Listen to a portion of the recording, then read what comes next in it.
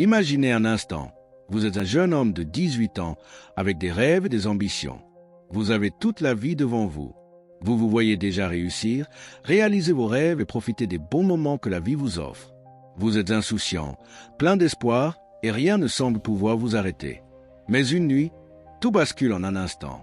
Vous êtes accusé d'un crime que vous n'avez pas commis et tout ce que vous avez construit s'effondre.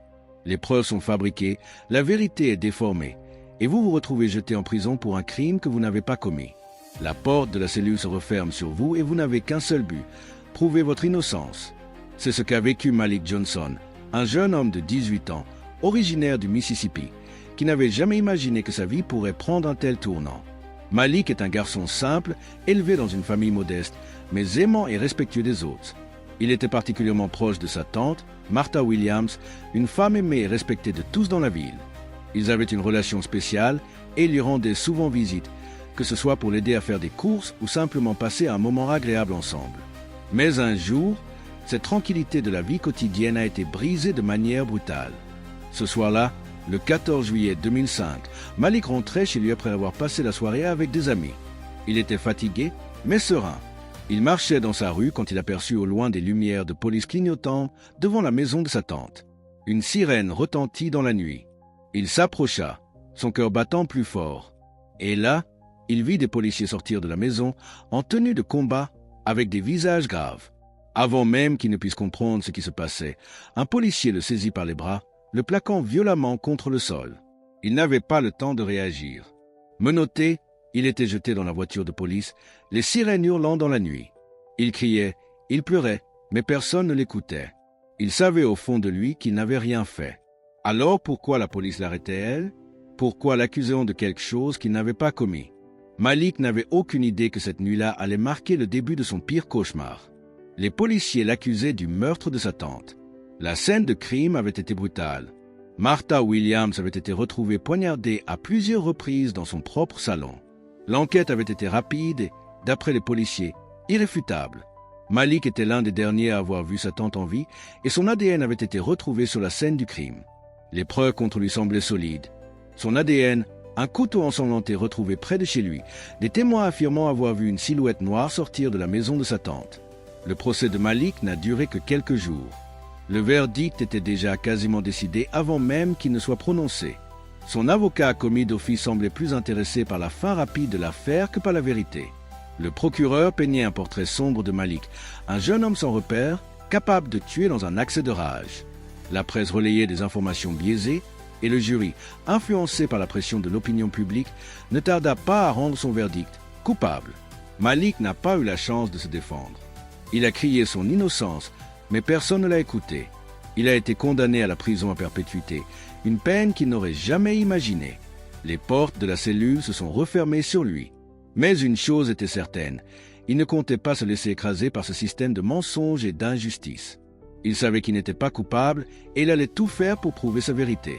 Les années ont défilé et la vie en prison a été un enfer pour Malik. Dès son arrivée dans cette institution, il a été confronté à des conditions de vie insupportables. La solitude, la violence, les humiliations physiques et psychologiques faisaient partie de son quotidien. Les autres détenus, les gardiens indifférents, les menaces, les bagarres. Malik a dû apprendre à survivre dans un environnement hostile où la moindre faiblesse pouvait le condamner à de nouvelles souffrances. Chaque jour, il était à la merci de la brutalité des autres, mais il a trouvé la force de tenir bon. Au fil du temps, Malik s'est renforcé mentalement et émotionnellement. Il s'est plongé dans des livres, cherchant des solutions, cherchant des réponses. Il a commencé à étudier le droit, à comprendre les failles du système judiciaire, à apprendre ce qui pouvait pour un jour prouver son innocence. À chaque lettre qu'il écrivait, à chaque tentative pour trouver un avocat capable de l'aider, Malik gardait l'espoir qu'un jour, quelqu'un découvrirait la vérité.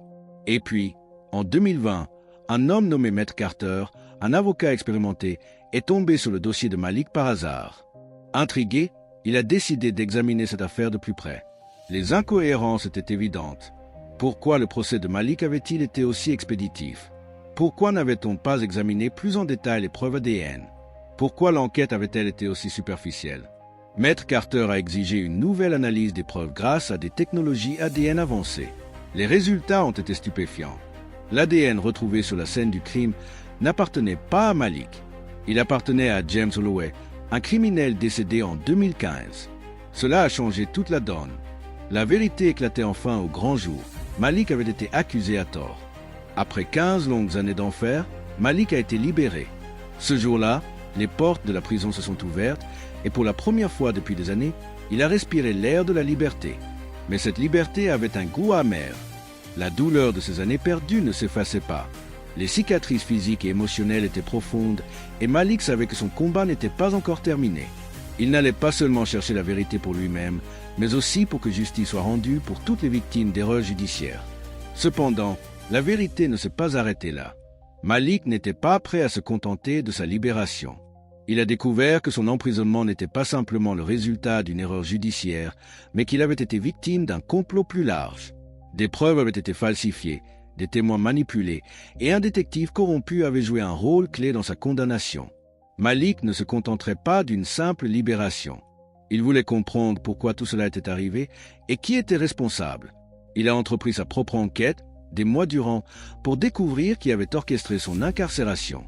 Il a retracé les actions des policiers, des enquêteurs et des personnes impliquées dans cette sombre machination. Il a trouvé des liens entre des individus corrompus, des erreurs délibérées et des failles dans le système judiciaire. Mais les réponses qu'il cherchait le conduisaient vers des vérités encore plus dérangeantes. Ce meurtre n'était pas aussi simple qu'il n'y paraissait, et la vérité sur ce qui s'était passé cette nuit-là restait encore à découvrir.